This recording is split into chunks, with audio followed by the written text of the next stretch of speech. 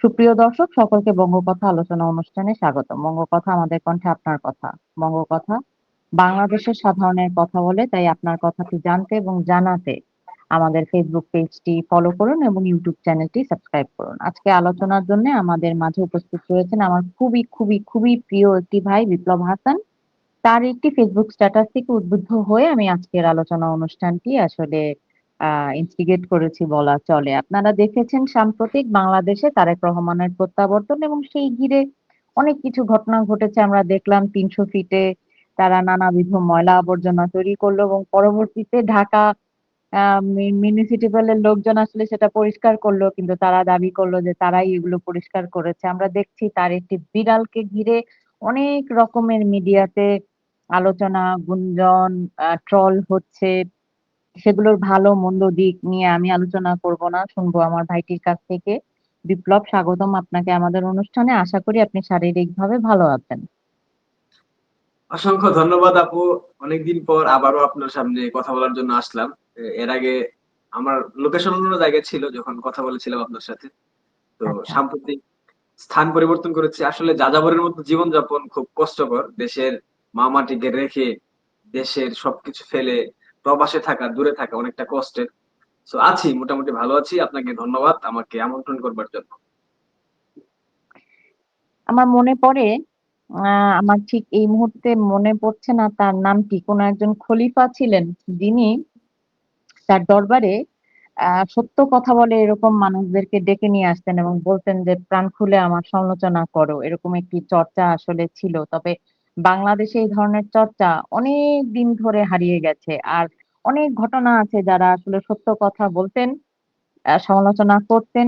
রাজা রাজাদের সরকারকে তাদেরকে আসলে মৃত্যুবরণ করতে হয়েছে এবং তারা কখনো বুঝতে পারেনি যে এই মানুষগুলোই প্রকৃত আসলে সেই প্রশাসনকে, সেই দলকে কিংবা সেই সরকারকে আসলে ভালোবাসে বিধায় তাদের ঘা ক্ষতগুলো দেখিয়ে দেয়। তো আপনি সেরকমই একজন সমালোচক। আমি আপনাকে খুব পছন্দ করি এই কারণে, হয়তো আপনি বিরোধী দল কিংবা আপন মানুষ সব জায়গাতেই আসলে একটু বিপাকে বিপদে থাকেন। সেজন্যই আসলে আপনাকে আমার ভালো লাগে। কারণ আমি মনে করি আপনাদের মতন মানুষদের সত্য বলা এবং সমালোচনাকে যেই দল আসলে গ্রহণ করতে শিখবে, তখনই তার পরিবর্তনটি শুরু হবে এবং তখনই বাংলাদেশের আসলে পরিবর্তন তৈরি হবে। তাই আমার কাছে মনে হয় হাজার হাজার বিপ্লব হাসান দরকার। বিপ্লব হাসানদেরকে যখন আসলে আমরা গ্রহণ করা শিখবো, তখনই আমি বিশ্বাস করি যে আমাদের মধ্যে পরিবর্তন ঘটবে। আপনি হয়তো বুঝেছেন আমি কি বলতে চেয়েছি। আচ্ছা, এখন আমি একটু আপনার সেই ফেসবুক স্ট্যাটাসটি নিয়ে কথা আলোচনায় চলে যাব সরাসরি। তারেক রহমানের প্রত্যাবর্তন, এই বিষয়টাকে আপনি কিভাবে দেখছেন আমাদের বিপ্লব? জি আপু, ধন্যবাদ। দেখেন, তারেক রহমান প্রায় ১৭ বছরের প্রবাস জীবন ছেড়ে, নির্বাসিত জীবন ছেড়ে বাংলাদেশে এসেছেন। সেক্ষেত্রে খুব স্বাভাবিকভাবেই বিএনপির সকল পর্যায়ের নেতাকর্মীদের মধ্যে একটা উৎসব, উচ্ছ্বাস, একটা উদ্দীপনা সৃষ্টি হবে। এটা আদর্শিক জায়গা বিবেচনা করলে ভুল হবে। এটা খুব স্বাভাবিক একটা প্রক্রিয়া। ১৭ বছর তিনি দেশে ছিলেন না। তো এটা আমি স্বাভাবিকভাবেই নিচ্ছি। তবে তারেক রহমানের স্বদেশ প্রত্যার্পণ, এই বিষয়টাকে কেন্দ্র করে আওয়ামী লীগের একটা বিশেষ শ্রেণী, যাদেরকে আমি খুব অশ্লীল ভাষায় একটা নাম বলি, সেটা আমি এই মুহূর্তে লাইভে বলতে চাচ্ছি না। এই শ্রেণীর মধ্যে একটা হতাশার গল্প বা গন্ধ আমি শুনতে পাচ্ছি বা দেখতে পাচ্ছি। হ্যাঁ। তারা অনেকেই খুব হতাশ হয়ে বলতেছে, তারেক রহমান ফিরে আসলো। তারেক রহমান ফিরে আসাতে আওয়ামী লীগের রাজনীতি শেষ হয়ে গেছে, ধ্বংস হয়ে গেছে। আওয়ামী লীগ আর কামব্যাক করতে পারবে না। অন্তত ১০ কিংবা ১৫ বছর তো কোনোভাবেই সম্ভব না। তাদের উদ্দেশ্যে বলি, হুম। তারেক রহমান ২০০৭ সালে মুচলেকা দিয়ে রাজনীতি না করার শর্ত দিয়ে দেশের বাইরে চলে গিয়েছিল চিকিৎসার জন্য। কিন্তু সেখান আচ্ছা। থেকে তিনি ফিরে এসেছেন ১৭ বছর পর। এখানে অনেক বিষয় আছে, আমি সেটা বলতেছি। তার আগে বাস্তবতাটা আমি বুঝাই। ঠিক আছে। বঙ্গবন্ধু কন্যা শেখ হাসিনা একটা বিশেষ মুহূর্তে তার জীবনের নিরাপত্তার স্বার্থে তিনি দেশ ত্যাগ করেছেন। তিনি কিন্তু পালিয়ে যান নাই। তারেক রহমান ধরতে গেলে চিকিৎসার কথা বলে চলে গিয়েছিল। আর সব থেকে বড় কথা, কোথায় বঙ্গবন্ধু কন্যা আর কোথায় তারেক রহমান, যার নামের পেছনে আছে ২১ আগস্ট গ্রেনেড হামলা, ১০টা অস্ত্র, হাওয়া ভবন, এরকম অসংখ্য অভিযোগ আছে। সেখানে আওয়ামী লীগের এই কর্মী সমর্থক, এই শ্রেণী, যে শ্রেণী তারেক রহমানের ফিরে আসাতে তারা দেখতে পাচ্ছে আওয়ামী লীগের রাজনীতি শেষ হয়ে গেছে, তারা তুলনাটা কিভাবে করতেছে? বঙ্গবন্ধু কন্যার সাথে কি তারেক রহমানের মতো একটা সেচ্চরের তুলনা হয়? এই কাজটা যারা করতেছে তারা নির্বোধ, তারা বোকা। আর তার ফিরে আসাতে কি হয়েছে? বাংলাদেশের রাজনীতিতে আওয়ামী লীগ অপ্রাসঙ্গিক হয়ে গেছে? কোনোদিনও পসিবল না। দেখেন, বাংলাদেশের মাটি শেকড়ের সাথে আওয়ামী লীগের একটা সম্পর্ক আছে। প্রত্যেকটা বিষয়ের সাথে আওয়ামী লীগের একটা ওতপ্রোত সম্পর্ক আছে। এদেশের জন্মদাতা আওয়ামী লীগ। যতদিন বাংলাদেশ নামক রাষ্ট্র থাকবে, যতদিন বাঙালি জাতীয়তাবাদ থাকবে, যতদিন বাঙালি জাতিসত্তা এই বাংলাদেশের ভূখণ্ডে অবশিষ্ট থাকবে, ততদিন আওয়ামী লীগ প্রাসঙ্গিক থাকবে। পৃথিবীর কোন শক্তি বাংলাদেশ আওয়ামী লীগকে অপ্রাসঙ্গিক করতে পারবে না। এখানে তারেক রহমান ফিরে এসেছেন, তিনি বাংলাদেশের রাষ্ট্র পরিচালনা করবেন। একটা চমৎকার বিষয় আপু আমি আপনাকে শেয়ার করি, আপনি হয়তো খেয়াল করেছেন গতকাল। আমি কিন্তু জানতাম না যে অ্যাকচুয়ালি তারেক রহমানের শিক্ষাগত যোগ্যতা কি। তার যে নির্বাচন কমিশনে তার যে ভোটারের যে তথ্য দেখলাম, সেখানে তথ্য দেখলাম দেখ উচ্চ মাধ্যমিক বা তার সমমান। তার মানে সে আদৌ উচ্চ মাধ্যমিক পাস করেছে কিনা কিংবা এইচএসসি পর্যন্ত সীমাবদ্ধ, এটা নিয়েও কিন্তু একটা দোলাচল আছে। মানে আমার মনে হচ্ছে হুম তার মা ছিল 8 পাস, বাংলাদেশের দুইবারের প্রধানমন্ত্রী। এখন খুব সামনে আমরা আরেকটা ইন্টারমিডিয়েট পাস প্রধানমন্ত্রী দেখতে পাচ্ছি। তো বাংলাদেশের জেনজি প্রজন্ম যারা এই বিএনপিকে এখন সমর্থন দিচ্ছে, তাদের জন্য খুব মায়া লাগছে যে একটা ইন্টারমিডিয়েট পাস প্রধানমন্ত্রী এই বিশাল শিক্ষিত জেনজিদেরকে নেতৃত্ব দিবে। এটা একটা লজ্জার না? অবশ্যই হুম লজ্জা। এটা আমি একটা পার্ট অফ মানে জোকস ও বলতে পারেন। ঠিক আছে? তো তারেক রহমানের ফিরে আসা খুব স্বাভাবিকভাবে আমি নিচ্ছি আপু, আপনি আমাকে যেটা বলতেছিলেন। তারেক রহমান কোন হুম মহামানব না।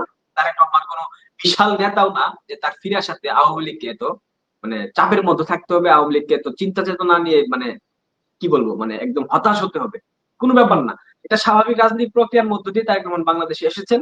এখানে একটা বিষয় আছে, তিনি যে এসেছেন তিনি কি আদৌ বাংলাদেশে থাকবেন? তিনি কিন্তু বলে আসেন নাই যে তিনি একেবারে চলে এসেছেন। তিনি কিন্তু আবারও লন্ডনে ফেরত যাওয়ার একটা সম্ভাবনা আছে।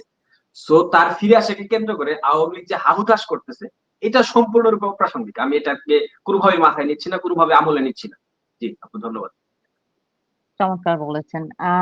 আমরা দেখতে পেলাম যে উনি বললেন যে I have a plan, I have a plan, I have a plan. এটা এই বিষয়টা আপনার কাছে আপনি কিভাবে দেখছেন? হোয়াট প্ল্যান হি হ্যাজ, এবং মানে এবং এটাকে এত এমফাসাইজ করে বলা, কারণ আমরা আসলে ইউরোপীয় রাজনীতিতে দেখি যে তারা প্ল্যান নিয়ে আলোচনা করে। যে কোনো নেতা বলে যে যে কোনো ভোটের আগে কিংবা নির্বাচনের আগে তিনি বলেন যে আমার একটি পরিকল্পনা আছে। বাংলাদেশে এই মুহূর্তে জামাতের যেই একটা উগ্রপন্থা আমরা দেখতে পাচ্ছি, এবং আমরা বেশ কিছু জরিপ পেয়েছি বিপ্লব, যে একদম জেলা পর্যায়ে, প্রশাসন পর্যায়ে প্রায় অর্ধেকের বেশি প্রশাসনিক লোকজন জামাতের এখন, যেগুলো রিক্রুট করেছে ইউনূস, এটা আমরা জানি। এই মতো অবস্থায় আসলে বিএনপি এই প্ল্যান নিয়ে আসলে কি করতে পারবে? তারা কি আসলে জামাতকে নিয়ে আগাবে বলে আপনার মনে হয়, বা কি করণীয় তার? এটা কতখানি আসলে কোন দিকে যাবে বাংলাদেশ? তারা কি করবে? জামাতকে প্রধান বিরোধী দল করবে, নাকি আসলে জামাতের নির্দেশনাতেই বিএনপি কে কাজ করতে হবে বিপ্লব? অনেক চমৎকার একটা প্রশ্ন করেছেন। দেখেন আপু, বাংলাদেশের রাজনীতিতে স্বাধীনতার পর থেকে ২ টা আদর্শিক জায়গা আছে, ২ টা দল বা ২ টা মতাদর্শ। একটা মুক্তিযুদ্ধের সপক্ষের শক্তি যেটাকে হুম প্রতিনিধিত্ব করে আওয়ামী লীগ। আরেকটা হুম হচ্ছে মুক্তিযুদ্ধের বিরোধী শক্তি। সেখানে ইনক্লুডেড জামাত আছে, বিএনপি আছে, এবি পার্টি আছে, সিবি পার্টি আছে, হোয়াটএভার যাই বলুন না কেন। মানে আওয়ামী লীগ একদিকে আর সম্পূর্ণ রাজনৈতিক যতগুলো আছে দল, এরা সবাই অন্যদিকে। এখানে ইসলামী মৌলবাদী দল আছে, হেফাজতে ইসলামের মতো চরমপন্থা দল আছে, ইসলামী খেলাফত বা কি ইসলামী আন্দোলন বাংলাদেশ হোয়াটএভার এরকম দল আছে। হুম সো এই মুহূর্তে আপনারা যে রাজনৈতিক প্রেক্ষাপট দেখতে পাচ্ছেন, এখানে আওয়ামী লীগ সম্পূর্ণরূপে অনুপস্থিত। এই হুম অবস্থায় রাজনৈতিক প্রতিপক্ষ যদি না থাকে, রাজনীতিতে আপনি কিন্তু মজা করতে পারবেন না। কিংবা আপনার যে ভোটের একটা সিস্টেম আছে বাংলাদেশের রাজনীতিতে, আপনারা দেখেছেন যে প্রতিপক্ষ না থাকলে সেই ভোটকে অবৈধ রাতের ভোট হিসেবে বিবেচ্য করা হয়। হুম 2018, 2024 আওয়ামী লীগের যে ভোটার মানে ভোটের কার্যক্রম, সেটাকে কিন্তু বিতর্কিত করা হয়েছে শুধুমাত্র প্রতিপক্ষ শক্তিশালী দল ছিল না বলে। তো এই হুম অবস্থায় যে দলটার সমর্থক শ্রেণী প্রায় 50% হয়ে গেছে, সেই দলকে বাদ দিয়ে নির্বাচন করার একটা প্রক্রিয়া চালাচ্ছে। এখন তো তাদের একটা প্রতিপক্ষ দরকার। সেই জন্যই জামায়াত এবং বিএনপির মধ্যে আপনারা একটা বিভক্তি দেখতে পাচ্ছেন, একটা সাংঘর্ষিক সম্পর্ক দেখতে পাচ্ছেন। এইটা সম্পূর্ণরূপে একটা নাটক। এইটা নাটক। পুরোপুরি নাটক এবং আপনারা সেই নাটক দেখতে পারবেন খুব শীঘ্রই। যদি ইন্টারন্যাশনাল অনেক চাপ আসার কারণে ফেব্রুয়ারিতে নির্বাচনের আগে আওয়ামী লীগের ব্যান উঠিয়ে দেওয়া হয়, আমি হুম নির্দ্বিধায় বলে দিতে পারি আপনাকে, জামাত এবং বিএনপি এক হয়ে যাবে। কারণ এদের জন্মগত সিস্টেম, এদের জন্মের পর বেড়ে ওঠার সিস্টেম, মানে প্রত্যেকটা প্রক্রিয়া এদের সাদৃশ্যপূর্ণ। জামাত এবং বিএনপির আদর্শিক জায়গায় কোনো পার্থক্য নাই। হ্যাঁ, বিএনপিতে সেকুলার মানুষ আছে, আমি সেটা অস্বীকার করছি না। বিএনপিতে প্রগতিশীল মানুষ আছে, কিন্তু বিএনপির বিশাল অংশ যারা বিএনপিকে নেতৃত্ব দেয়, যারা বিএনপির নীতি নির্ধারণী পর্যায়ের মহল, তারা কিন্তু অবশ্যই আপনারা দেখেন, খেয়াল করেন, আপনি নিজেই খুব চমৎকার ভাবে দেখতে পাবেন, তারা মৌলবাদী মানসিকতা পোষণ করে। Tarique Rahman, I have a plan. কি প্ল্যান তার? তিনি কিন্তু আমিও বলেছেন সেইটা তিনি মহানবীর আদর্শে রাষ্ট্র পরিচালনা করবেন। তার পিতা তো সংবিধানে পেরেক মেরে গিয়েছিল ধর্মনিরপেক্ষতাকে উঠিয়ে দিয়ে সংবিধান থেকে বিসমিল্লাহির রহমানির রহিমকে সংবিধানে সংযুক্ত করে। প্রতিষ্ঠিত করে। হুম। হ্যাঁ, বিসমিল্লাহির রহমানির রহিম তো কোনো একটা নির্দিষ্ট ধর্মের। তো এখানে আমাদের বাংলাদেশ তো, আমরা তো সাম্প্রদায়িক সম্প্রীতির বাংলাদেশ। এখানে সনাতন আছে, বৌদ্ধ আছে, হিন্দু আছে, খ্রিস্টান আছে। এখানে হুম। এই যে প্রথম সংবিধানকে ধ্বংস করার কাজটা কিন্তু জিয়া শুরু করেছিলেন। তার পুত্র স্বাধীনতার ৫৫ বছর পর এসে বলতেছে বাংলাদেশ পরিচালনা করবে মহানবীর আদর্শে। মহানবীর আদর্শে সেই বাংলাদেশ জন্যই কি পরিচালনা উনি করে। আসলে, যেহেতু আমরা জানি যে মহানবীর খুব প্রিয় একটি পোষা প্রাণী ছিল বিড়াল, উনি কি সেই কারণেই এত মিডিয়াতে এই বিড়াল বিষয়টাকে এক্সপোজ করছেন বিপ্লব? আপনি কি কোথাও কোনো সম্পৃক্ততা পাচ্ছেন না? আপনাকে আর একটা কথা একটু বলতে চাই, আপনি তো পুরোটাই দেখেছেন। উনি কিন্তু ভাষণ শুরুতেই বলেছে যে এই দেশে হিন্দু রয়েছে, খ্রিস্টান রয়েছে, বৌদ্ধ রয়েছে, বাংলাদেশ সকলের জন্য। তার মানে কি উনি মুখে এক কথা বলছেন এবং আদর্শিক জায়গায় ভিতরে রাষ্ট্র পরিচালনার বিষয়টি আর একটা করতে চাচ্ছেন? তার মানে কি এটা পুরাটাই হিপোক্রিসি? অবভিয়াসলি এটা পুরোটা হিপোক্রেসি। তিনি বলতেছেন এই রাষ্ট্রে সবাই আছে, সব শ্রেণীর মানুষ আছে, সব জি। ধর্মের মানুষ আছে। কিন্তু তিনি জি। কিভাবে ফিরতি বলতেছেন মহানবীর আদর্শ পরিচালনা করবেন? মহানবী তো ইসলাম ধর্মাবলম্বী মানুষের জন্য আদর্শিক জায়গা হতে পারে, বাট হিন্দু, বৌদ্ধ, খ্রিস্টান তাদের জন্য তো মহানবী আদর্শিক জায়গা না। আর বাংলাদেশ তো সৌদি আরব না, বাংলাদেশ তো 100% মুসলিমের দেশ না। এখানে সব ধর্মের মানুষ বসবাস করে। স্বাধীনতার পর থেকে আমরা সেটা দেখে আসছি। তো এখানে কিভাবে সে মহানবীর আদর্শ বাস্তবায়ন করার কথা বলে? সে মুখে বলবে এক কথা, আড়ালে বলবে এক কথা। আই হ্যাভ এ প্ল্যান, এটা হাওয়া ভবন 2 কিনা এটাও আমাদেরকে ভেবে দেখার বিষয় আছে। আই হ্যাভ এ প্ল্যান, হাওয়া ভবন 2, হ্যাঁ, সেটা গুলশানে হবে কিনা কিংবা সেটা অন্য কোনো এলাকায় হবে কিনা, এটাও এখন আমরা মানে দ্বিধার মধ্যে আছি। ব্যক্তিগতভাবে আমি প্রচন্ড দ্বিধায় আছি, কারণ বিএনপি বিএনপি একটা প্রশ্ন আমি বিএনপি নেতাকর্মীদেরকে করতে চাই। 2001 থেকে 2006, এরপর 96 এর আগে বিএনপি যতবার ক্ষমতায় ছিল, আমি জিয়াউর রহমানের শাসনামল বাদ দিলাম, খালেদা জিয়া দুবার প্রধানমন্ত্রী ছিলেন। খালেদা জিয়ার শাসনামলে বিএনপির এমন 10টা ইনফ্রাস্ট্রাকচারাল উন্নয়ন আমাকে দেখাক, আমাদেরকে দেখাক। আমি বলতেছি আমি বিএনপি কে ভোট দিব যদি বলতে পারে তারা। আমি কিন্তু ভোটার বাংলাদেশের, আমি বাংলাদেশের নাগরিক, আমি ভোট দিব যদি 10টা কথা বলতে পারে। বিএনপি সব সময় গল্প মারে, কিন্তু কাজের সময় বিএনপি তার পুরো চরিত্র ভিন্ন হয়ে যায়। এই যে এখন বলতেছে জামাত জামাত জামাত, সকাল সন্ধ্যা ৭১কে পুঁজি করতেছে। একটা বিষয় হুম। খেয়াল করেন, যে বিএনপি 5 আগস্টের পর থেকে স্বাধীনতার সকল স্মৃতিস্তম্ভ, মুক্তিযুদ্ধের সকল স্মৃতিস্তম্ভ, ইতিহাস, ঐতিহ্য, সংস্কৃতি একদম দুমড়ে মুচড়ে ধ্বংস করে দিয়েছে। সেই বিএনপি যখন ৭১-এর পক্ষ নিয়ে কথা বলে এবং তাদের কিছু নিযুক্ত দাস আছে, এদের মধ্যে নাম বলতে চাচ্ছি না আমি, যেমন হুম। আমজনতার তারেক রহমানকে অবশ্যই আপনারা চেনেন। এ কিন্তু বিএনপি নিযুক্ত দাস, এ কিন্তু মুক্তিযুদ্ধের পক্ষে কথা বলতেছে কেন জানেন? এটা একটা মানে একটা গেম খেলতেছে বিএনপির হয়ে, যে বিএনপি তারেক রহমান তাকে বলে দিয়েছে মুক্তিযুদ্ধের সপক্ষে কথা বলতে, জামাতকে আক্রমণাত্মক ভাষায় কথা বলতে। নয়তো তারেক রহমান এমন কোন দলের নেতা হয়ে যান না আমজনতার যে জামাত তাকে এখন আস্ত রাখতো। সে যেভাবে সাংঘর্ষিক উপায়ে জামাতের সমালোচনা করে, আমরাও সেভাবে কথা বলি না। তো বিএনপি হুম। হচ্ছে কি একটা ২ নাম্বার, মানে আপাদমস্তক ২ নাম্বার, এদের মুখে এক অন্তরে আরেক। বিএনপি মিষ্টি মিষ্টি কথা বলতেছে বাংলাদেশ রাষ্ট্র পরিচালনায় আসলে তারা এটা করবে, ফ্যামিলি কার্ড দেবে, বলেছে না, খেয়াল করেছেন না? হ্যাঁ, ফ্যামিলি হ্যাঁ, হ্যাঁ। কার্ড যদি যে সংখ্যক মানুষকে দিতে বলা হয়েছে সেটা বাংলাদেশের বাজেটের ১/৩। আবার বলতেছি, ফ্যামিলি কার্ডের যে সংখ্যা বলা হয়েছে, আমার মাথায় আসছে না এই মুহূর্তে, সেই সংখ্যাটা এবং সেই অর্থের পরিমাণ বাংলাদেশের সর্বশেষ যে বাজেট হয়েছিল সেই বাজেটের ১/৩।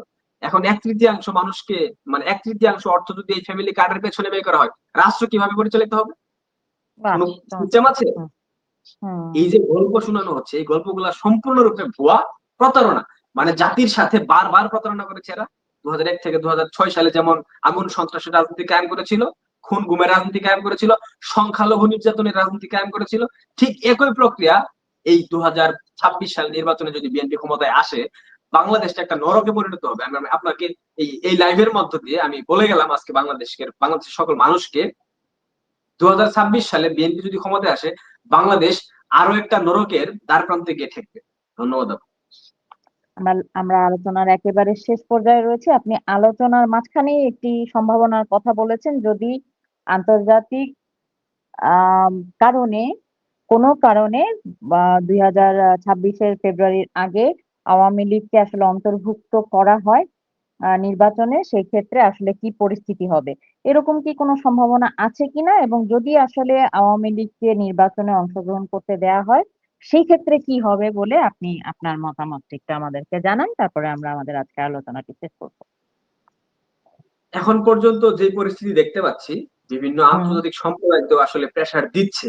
কিন্তু হুম, ইউনূস, বিএনপি, জামায়াত তাদের তো একটা লবি আছে। তাদের সেই লবিটা, আন্তর্জাতিক লবিটা সর্বোচ্চ চেষ্টা করছে এই হুম, শক্তিগুলাকে চেপে রাখতে, যাতে করে আওয়ামী লীগের নির্বাচনে অংশ নেওয়ায় তারা কোন প্রকার চাপ সৃষ্টি করতে না পারে।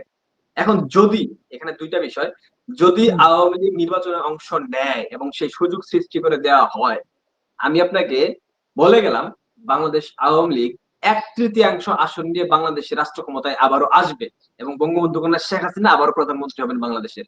কারণ এই যে বাংলাদেশটা গত হুম, ১৫ মাসে বাংলাদেশটাকে যেই অবস্থানে নিয়ে ফেলা হয়েছে, নর্দমার মধ্যে ফেলা হয়েছে, এখান থেকে পুনরুদ্ধারের জন্য কোন দল পসিবল না, তাদের পক্ষে সম্ভব না। Without Bangladesh Awami League, without Sheikh Hasina. আওয়ামী লীগও ক্ষমতায় আসলে যদি শেখ হাসিনার বাইরে অন্য কেউ রাষ্ট্র পরিচালনার দায়িত্ব নেয় কিংবা প্রধানমন্ত্রী হয়, রাষ্ট্রকে এই জায়গা থেকে তুলতে পারবে না।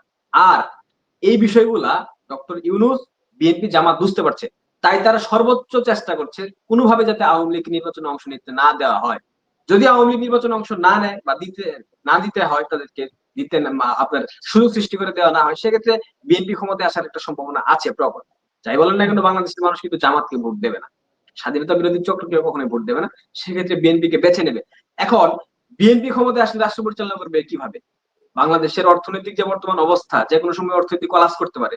আপনার হুম, এই প্রচুর পরিমাণে বেকারত্ব বেড়ে গিয়েছে। হুম, গার্মেন্টস হুম, শিল্প প্রতিষ্ঠান সবকিছু হুম, বন্ধ হয়ে গেছে। এক্ষেত্রে বিএনপির তারেক রহমান যদি প্রধানমন্ত্রী হয়, সে রাষ্ট্র পরিচালনা করবে, সে বাংলাদেশের অর্থনীতিকে পুনরুদ্ধার করবে, কোনোভাবে সম্ভব না। হুম, তার পিতা খোদ জিয়াউর রহমান যদি কবর থেকে উঠে এসে রাষ্ট্র পরিচালনার দায়িত্ব নেয়, এই হুম, বাংলাদেশকে, এই এবার অর্থনীতিকে কোনোভাবে রক্ষা করতে পারবে না।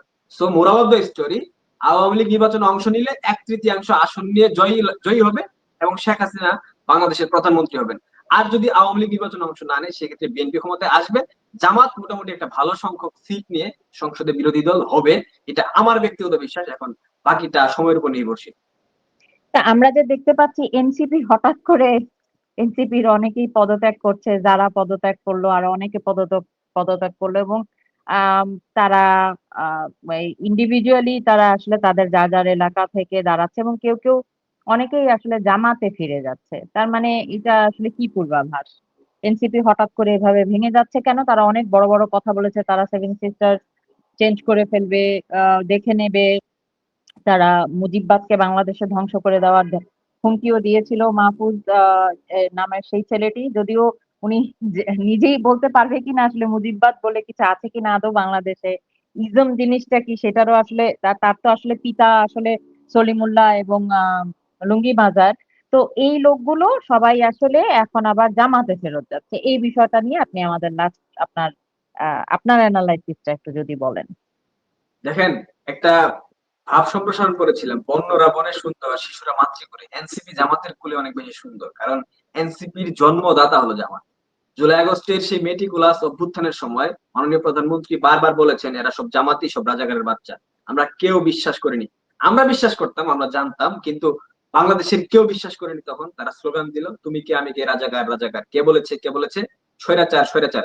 অথচ ভাগ্যের কি নির্মম পরিহাস, বাঙালি ১৫ মাস পর ঠিক বুঝে গেল তারা আদতেই রাজাকারের বাচ্চা ছিল।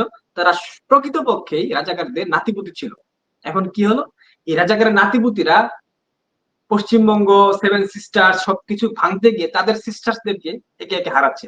প্রথমে শুরু হয়েছিল নীলা ইসরাফিলকে দিয়ে, এনসিপির নেত্রী। এখন সে প্রচুর সমালোচনা করে এই এনসিপির জঙ্গিদের বিরুদ্ধে। এরপর হুম, তাসনিম জারা গতকাল পদত্যাগ করেছে। তাসনিম হুম, জারার পদত্যাগের বিষয়টা আপনি খুব স্বাভাবিকভাবে যদি নেন, সেটা আমার পক্ষে নেওয়া সম্ভব না। কারণ তাসনিম জারা যে অভিযোগটা এনেছেন, তিনি যদিও তার স্ট্যাটাস উল্লেখ করেন নাই যে জামাতের সাথে জোটের যাচ্ছে এনসিপি, সেজন্য তিনি জামাতে থাকে, সেজন্য তিনি এনসিপি তে থাকতে চাচ্ছেন না। কিন্তু আপনি কি জানেন তাসনিম জারার যে জামাই, মানে তার যে স্বামী, সে জামাতের টাকায় স্কলারশিপ নিয়ে লন্ডনে পড়তে গিয়েছিল। তখন সে তার হুম। স্বামীকে কেন ছাড়ে নাই? আজকে জামাত এনসিপির সাথে জোট করতেছে, সেজন্য তাসনিম যারা এনসিপি কে ছেড়ে দিল। এনসিপির হয়ে যে ৪৭ লক্ষ টাকা ফান্ড কালেকশন করেছে ফেসবুকে স্ট্যাটাস দিয়ে, সেই টাকা কি বাংলাদেশের মানুষকে ফিরিয়ে দেবে? সেটা তো এনসিপির ব্যানারে করেছে, সে তো ব্যক্তিগত কোনো ব্যানারে করেনি। এগুলা নাটক। এই পুরো প্ল্যানটাই হচ্ছে গিয়ে জামাতের। জামাত তাদের দল থেকে চাচ্ছে না কোনো নারী নেত্রীকে মনোনয়ন দিয়ে সংসদে নিতে। সেজন্য হুম, জামাতের যে উইংস গুলা আছে সেগুলা ব্যবহার করে জামাতের যারা পৃষ্ঠপোষকতাকারী কিংবা যারা জামাতের প্রোডাক্ট, জামাতের সন্তান, যারা তাসনিম, যারা এরপর আপনার সামান্তা শারমিন নামে একটা আছে, এরকম অসংখ্য প্রোডাক্ট আছে। এদেরকে জামাত নিরপেক্ষভাবে স্বতন্ত্র নির্বাচনের মধ্য দিয়ে সংসদে নেওয়ার একটা বন্দোবস্ত করে দিবে। আপনি নিশ্চিত থাকেন, তাসনিম হুম, যারা যে আসন থেকে নির্বাচন করবে সেই হুম। আসনে জামাত তাকে প্রশাসনিকভাবে সর্বোচ্চ ব্যাকআপ দেবে। নিশ্চিত থাকেন আপনি, এবং এটা নির্বাচন হলে আপনারা দেখতে পারবেন। আরেকটা প্রশ্ন আপনি করেছিলেন যে, হুম। মনে পড়তেছে না আমার, আরেকটু রিপিট করেন। হ্যাঁ, বলেছি যে তারা যে স্বতন্ত্রভাবে আসলে দাঁড়াচ্ছে এবং এনসিপি হঠাৎ করে জামাতের সঙ্গে এই যে অ্যালায়েন্সটা বিষয়টা ফিরে যাচ্ছে।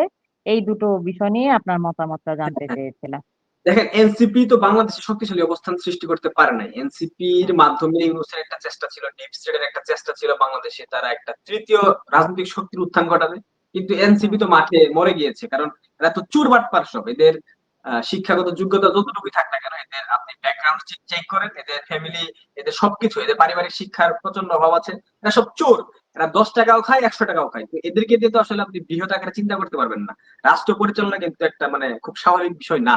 এখানে অনেক বিষয় থাকে, কূটনীতি থাকে, পররাষ্ট্রনীতি থাকে, অনেক কিছু থাকে। সবকিছু বিচার বিবেচনা করে ডিপ স্টেট এবং সুদখোর ইউনূস বুঝে গিয়েছে যে এনসিপির এই টুকাইদেরকে দিয়ে রাষ্ট্র পরিচালনা কোনোভাবেই সম্ভব না।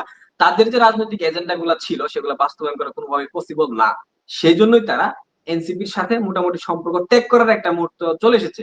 এজন্য ইউনূস কিন্তু বিএনপির কাঁধের উপর ভর করে গিয়েছে, জামাতের কাঁধের উপর আচ্ছা। ভর করে গিয়েছে। কারণ জানে যে এনসিপি কে দিয়ে তার যে উদ্দেশ্য ছিল সেটা বাস্তবায়ন হবে না। দীর্ঘমেয়াদী হুম, ক্ষমতায় থাকার একটা বাসনা ছিল। তো ওই জায়গা থেকে এই আন্তর্জাতিক চক্রগুলা, আইএসআই বলেন, ডিপ স্টেট বলেন, সিআইএ বলেন, যাই বলেন না কেন, এরা সবাই বুঝে গেছে এরা একটা মানে অন্তঃশাসন রাজনৈতিক সংগঠনে পরিণত হয়েছে এনসিপি। এখন এনসিপি তো একেবারে দেউলিয়া হয়ে যাবে যদি সংসদে তাদের দুই একটা প্রতিনিধি না থাকে। সেই জন্য কিন্তু আসিফ হুম, মাহমুদ চৌধুরী ভূঁইয়াকে সম্পূর্ণ নিরপেক্ষ বানানো হয়েছে। এই তাসনিম যারা কেউ কাট করে দেওয়া হয়েছে। এখন এনসিপি জামাতের সাথে অ্যালায়েন্সে গেছে, যাতে করে জামাতের হাত পা টিপে, মাথা টিপে ২-৩টা আসন নিয়ে সংসদে প্রতিনিধিত্ব করতে পারে, এইটাই, আর কোনো কিছুই না। কারণ তারা বুঝে গেছে তাদের অবস্থান শেষ এবং তারা যে খুব শীঘ্রই ভেঙে পড়বে, ভেঙে যাবে। এনসিপি নামে বাংলাদেশে কোনো রাজনৈতিক শক্তি থাকবে না, এটা তারা বুঝে গিয়েছে। যেমনটা ফ্রিডম পার্টি সৃষ্টি হয়েছিল বঙ্গবন্ধুকে হত্যার পর, সেই ফ্রিডম পার্টি ঘটা করে সৃষ্টি হয়েছিল, গাড়ি বাড়ি একদম জাঁকজমক সৃষ্টি, এরপর কিন্তু ভেঙে গেছে। ঠিক একইভাবে ফ্রিডম পার্টি টু দ্বিতীয় স্বাধীনতার পরে সৃষ্টি হলে রাজাকারের নাতিপুতিদেরকে নিয়ে এরা বুঝে গেছে এদের অবস্থান বাংলাদেশে কখনো হবে না, বাংলাদেশের মানুষ এদেরকে ঘৃণা করে প্রত্যাখ্যান করেছে। সেইটা বুঝেই তারা মূলত জামাতের সাথে অ্যালায়েন্সে গেছে। এর বাইরে আর কোনো সমীকরণ এখানে থাকবে বা আছে বা থাকতে পারে এটা আমি বিশ্বাস করি না। ধন্যবাদ আপু। ধন্যবাদ বিপ্লব। আপনার গুরুত্বপূর্ণ সময় থেকে আমাদের মাঝখানে এসে উপস্থিত হয়েছেন। আমরা শীঘ্রই খুবই তাড়াতাড়ি আবার আপনাকে নিয়ে আলোচনা অনুষ্ঠানে আসবার মনোবাঞ্ছা রাখি। আশা করি আপনি আমাদেরকে সময় দিবেন। সুপ্রিয় দর্শক, বিপ্লবের কথা, আমার ভাই বিপ্লবের কথাগুলো কিন্তু আমার বেশ মনে ধরেছে। কারণ তিনি যৌক্তিকভাবে একদম মানে মন গড়া কথা তো উনি এমনিতেও বলেন না। উনি ইতিহাসের ভিত্তিতে এবং বর্তমান পরিস্থিতির একটি ক্যালকুলেটিভ কি বলবো, যৌক্তিক ব্যাখ্যার মাধ্যমে যে বিষয়গুলো তুলে ধরেছে, আপনারা সেটা চিন্তা করবেন এবং চিন্তা করবেন বাংলাদেশের মঙ্গল সকলের ঊর্ধ্বে। বাংলাদেশের মঙ্গল কার হাতে, এটা চিন্তা করবেন, বুঝে শুনে ভোট দেবেন। সকলে নিরাপদ থাকবেন, ভালো থাকবেন। জয় বাংলা, জয় বঙ্গবন্ধু, বাংলাদেশ চিরজীবী হোক। জয় বাংলা, জয় বঙ্গবন্ধু।